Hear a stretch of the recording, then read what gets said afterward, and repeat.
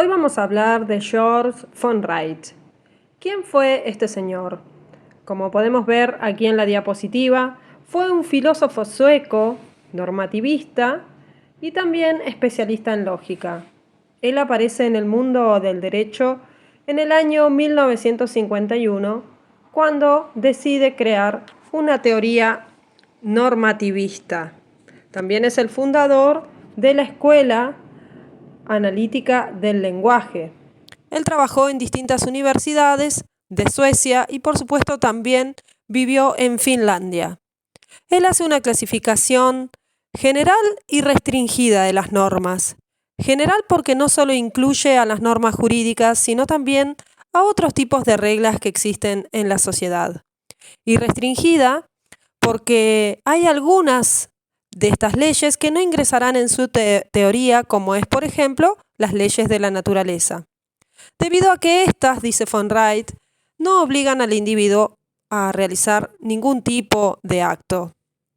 Él hace una diferencia entre la palabra regla y la palabra norma. Dice que las reglas no obligan en el sentido estricto de la palabra, en cambio las normas sí lo hacen.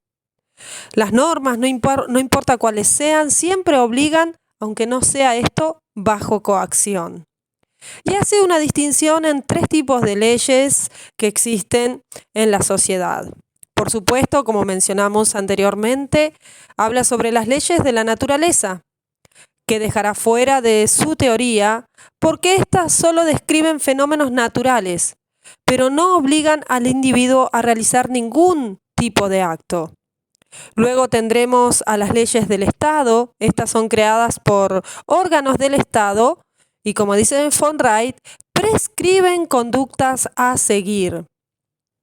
Finalmente, las leyes de la lógica y la matemática las incluye en su teoría, pero estas no influyen al ser humano, porque von Wright dice que las mismas determinan patrones a seguir. Entonces, tenemos que las leyes de la naturaleza describen fenómenos naturales, las leyes del Estado prescriben conductas a seguir y las leyes de la lógica y la matemática determinan patrones para lograr un fin. Así es como von Wright se va a detener en las leyes del Estado, por ejemplo, para mencionar que estas tienen 4 elementos. ¿Cuáles son ellos? Por un lado, autoridad normativa. La autoridad normativa es quien dicta la norma, es decir, puede ser un juez, un legislador o un órgano del Estado. Luego tenemos al sujeto normativo, que es a quien va dirigida la norma. Es el que debe cumplir con lo mandado. Después tenemos el otro elemento, tercer elemento, es la prescripción. Es decir, que a través de la prescripción, que esta es de carácter escrito, se indica cuál es la conducta que el individuo debe seguir.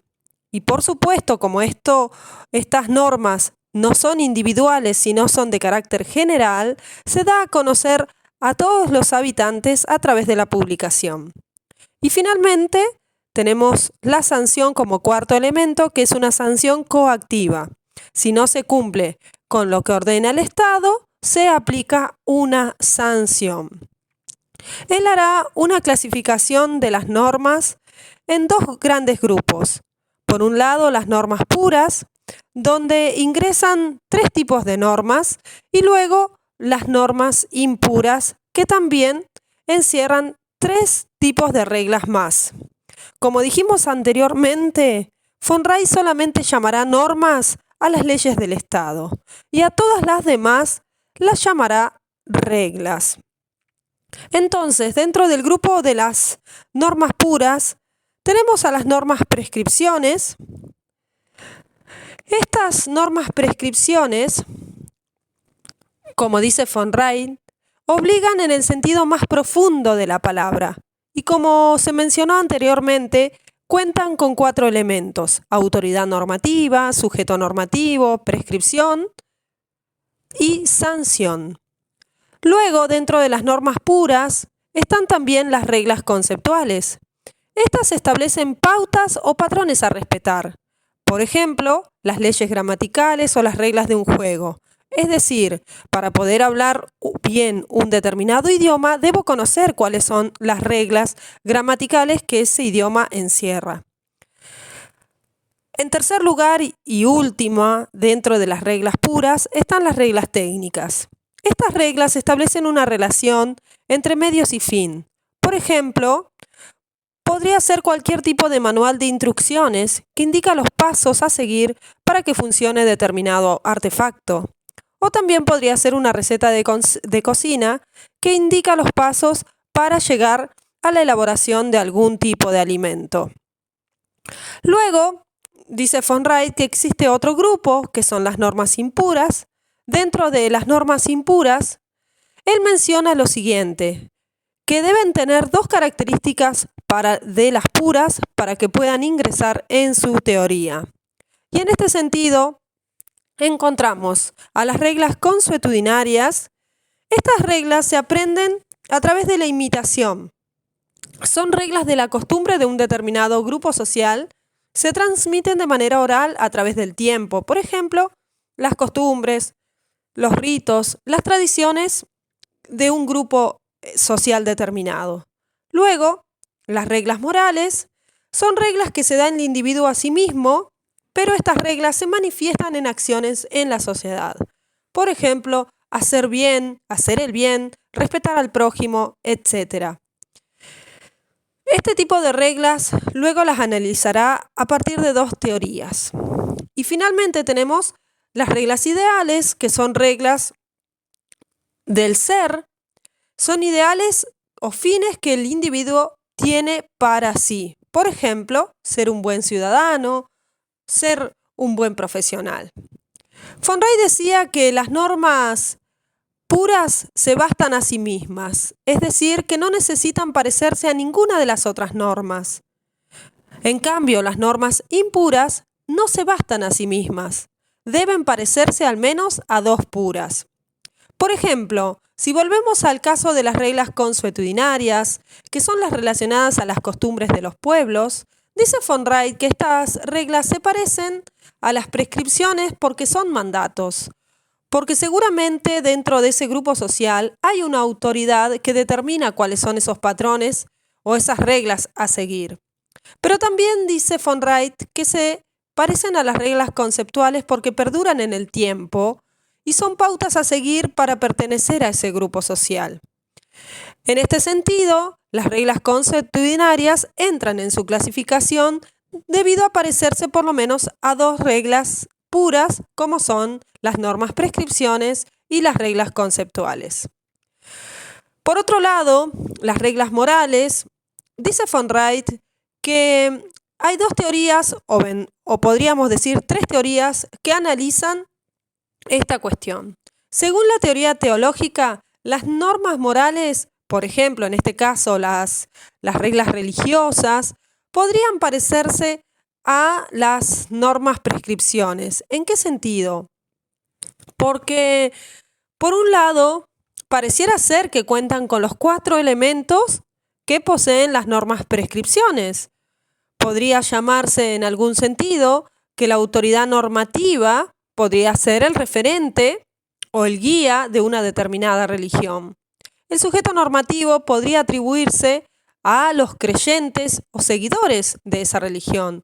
La prescripción, en el caso de ser, por ejemplo, la religión cristiana, podría ser la Biblia. Y la sanción no puede ser nunca una sanción coactiva, sino que sería una sanción de tipo moral. Esto significa que, en cierto sentido, pareciera ser que encierran los elementos de las normas prescripciones, pero solamente, como mencionamos hace un momento, se parecen. Según la teoría teleológica, que es la teoría que busca explicar el fin de las cosas, las normas morales se parecerían a las reglas técnicas. ¿Debido a qué? Porque también persiguen medios, persiguen un fin, y para llegar a ese fin lo hacen a través de distintos medios. Y según la teoría teleológica, esta es una teoría que no hubiese sido necesario agregarla en su desarrollo, las reglas morales no se parecen a ninguna porque son normas sui generis, es decir, normas del deber ser. Finalmente, las reglas ideales, ¿a qué reglas puras se parecen? Las reglas ideales se parecen a las reglas conceptuales porque persiguen pautas a seguir, es decir, ideales que existen en la sociedad y que el ciudadano quiere respetar. Y también se parecen a las reglas técnicas porque se establece la misma relación entre medio y fin. Si quiero ser un juez, primero debo ser un abogado. Y si quiero ser un abogado, primero debo aprobar todas las materias de la carrera de abogacía.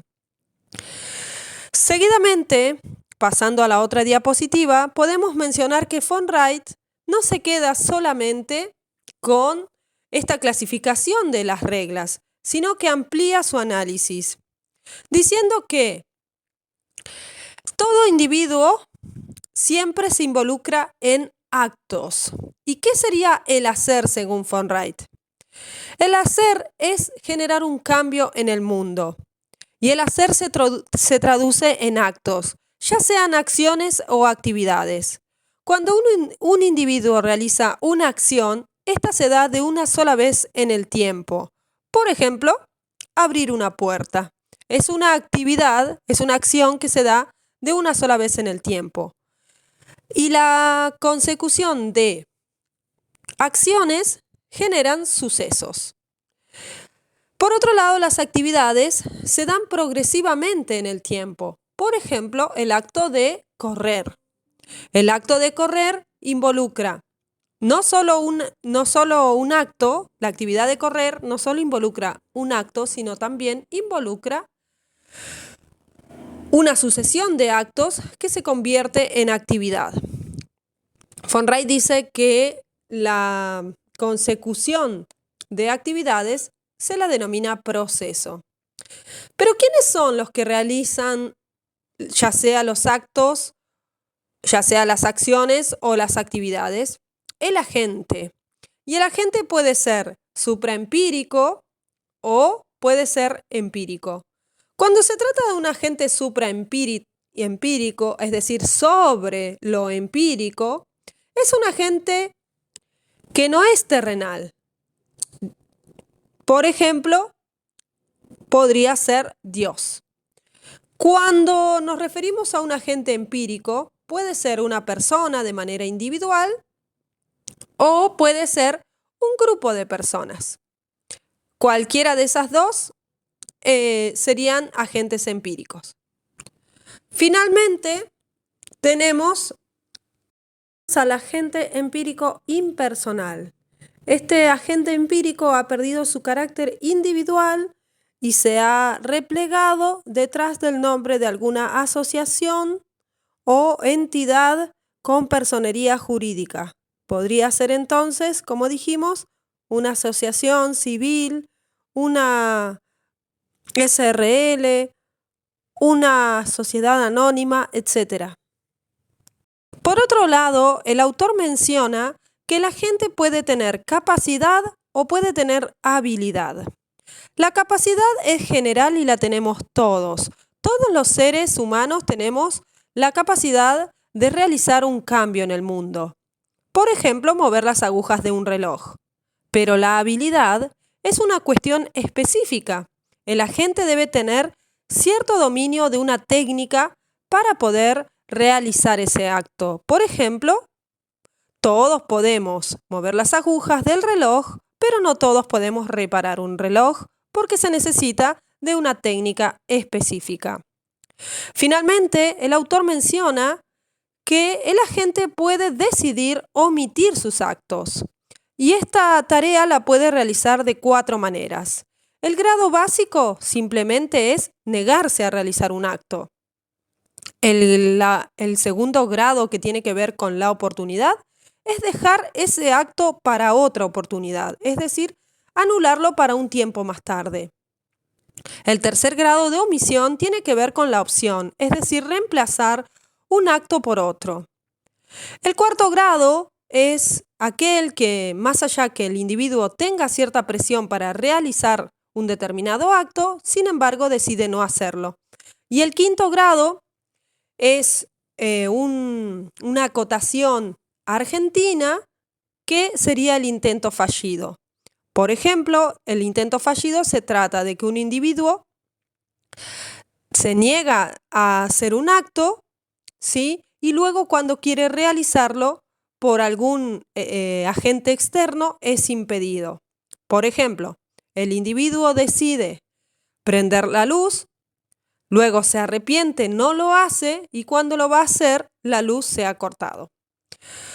Después, otra cuestión que analiza el autor von Wright es la relación que se dan entre el resultado y las consecuencias de los actos. Y dice lo siguiente, dice que toda acción genera un resultado. Es decir, que hay una relación intrínseca entre acción y resultado. ¿Por qué la relación es intrínseca? Porque hay voluntad de la gente en querer realizar un determinado acto. Por ejemplo, cuando la gente decide abrir la puerta, es la voluntad de él de que esa puerta se pueda abrir.